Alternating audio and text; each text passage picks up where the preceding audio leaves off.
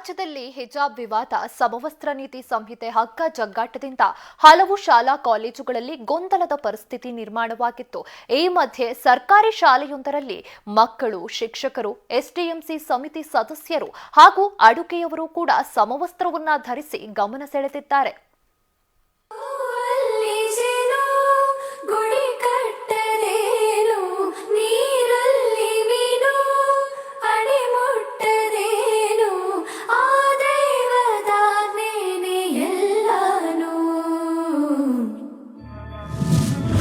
ಹಿಜಾಬ್ ವಿವಾದಕ್ಕೆ ಇಲ್ಲಿಲ್ಲ ಅವಕಾಶ.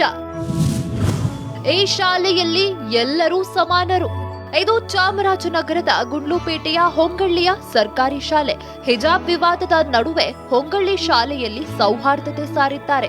ಅಲ್ಲದೆ ಇಡೀ ಕರ್ನಾಟಕಕ್ಕೆ ಈ ಶಾಲೆ ಮಾದರಿಯಾಗಿದೆ.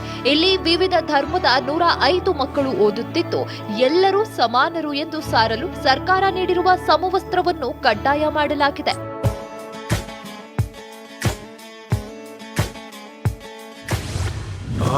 ದಿನಕ್ಕೂ ಸಹ 6 ರೀತಿಯ ಸಮವಸ್ತ್ರ ಇದೆ.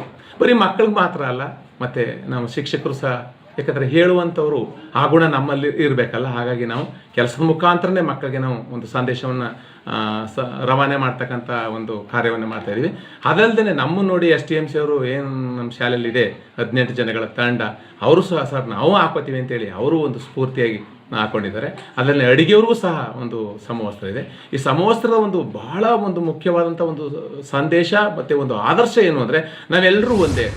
ಎಲ್ಲ ವಿದ್ಯಾರ್ಥಿಗಳು ಪ್ರತಿನಿತ್ಯ ಸಮವಸ್ತ್ರ ಧರಿಸಿ ಬರೋದು ಕಡ್ಡಾಯ. ಅಲ್ಲದೆ ಈ ಶಾಲೆಯಲ್ಲಿ ಕೇವಲ ಮಕ್ಕಳಿಗೆ ಮಾತ್ರ ಯೂನಿಫಾರ್ಮ್ ಮಾಡಿಲ್ಲ. ಇಲ್ಲಿನ ಶಿಕ್ಷಕ ವರ್ಗಕ್ಕೆ, ಅಡುಗೆ ಸಿಬ್ಬಂದಿಗೆ, ಎಸ್ಡಿಎಂಸಿ ಸದಸ್ಯರಿಗೂ ಸಮವಸ್ತ್ರ ಕಡ್ಡಾಯ ಮಾಡಲಾಗಿದೆ. ದಿನನಿತ್ಯ ಯೂನಿಫಾರ್ಮ್ ಧರಿಸಬೇಕು. ಪ್ರತಿ ಶನಿವಾರ ಪ್ರತಿಯೊಬ್ಬರೂ ಗಾಂಧಿ ಟೋಪಿ ಧರಿಸಬೇಕು. ಏನಕ್ಕೆ ಹಾಕಬೇಕು ಅಂತಂದರೆ ಯಾವುದೇ ಜಾತಿ ಭೇದ ಮಾಡಬಾರ್ದು, ಎಲ್ಲ ಒಂದೇ ಥರ ಇರೋ, ಯಾರಲ್ಲಿ ಏನು ಭಾವನೆ ಇದ್ದು ಗೊತ್ತಿಲ್ಲ. ಆದರೆ ಸ್ಕೂಲಿಗೆ ಬಂದಮೇಲೆ ಎಲ್ಲ ಮಕ್ಕಳು ಅಷ್ಟೇ STMC ಅಧ್ಯಕ್ಷರು, ಸದಸ್ಯರು ಯಾರೇ ಆಗಲಿ ಒಂದೇ ಥರ ಇರಬೇಕು ಅನ್ನೋ ಉದ್ದೇಶದಿಂದ ನಾವೆಲ್ಲ ಸಮವಸ್ತ್ರವನ್ನು ಹಾಕ್ತಿದ್ದೀವಿ. ಒಟ್ನಲ್ಲಿ ಹಿಜಾಬ್ ವಿವಾದ ಹೈಕೋರ್ಟ್ ಮೆಟ್ಟಿಲೇರಿದೆ. ವಿವಾದದ ನಡುವೆ ಈ ಸರ್ಕಾರಿ ಶಾಲೆಯಲ್ಲಿ ಯೂನಿಫಾರ್ಮ್ ಕಡ್ಡಾಯ ಮಾಡಿ ಎಲ್ಲರಲ್ಲೂ ಸಮಾನತೆ ಮೂಡಿಸಿದೆ. ಅಲ್ಲದೆ ಇಡೀ ರಾಜ್ಯಕ್ಕೆ ಈ ಶಾಲೆ ಮಾದರಿಯಾಗಿದೆ. ಅಶ್ವಥ್ ಕುಮಾರ್, ಕಸ್ತೂರಿ ನ್ಯೂಸ್ 24, ಚಾಮರಾಜನಗರ.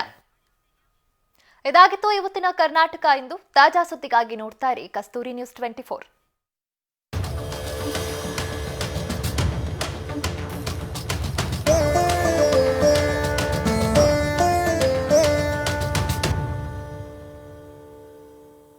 ಏಯ್ ಬೀದಿ ನಾಯಿ ಚೀಪ್ ಬಿಸಿಡಿರೋ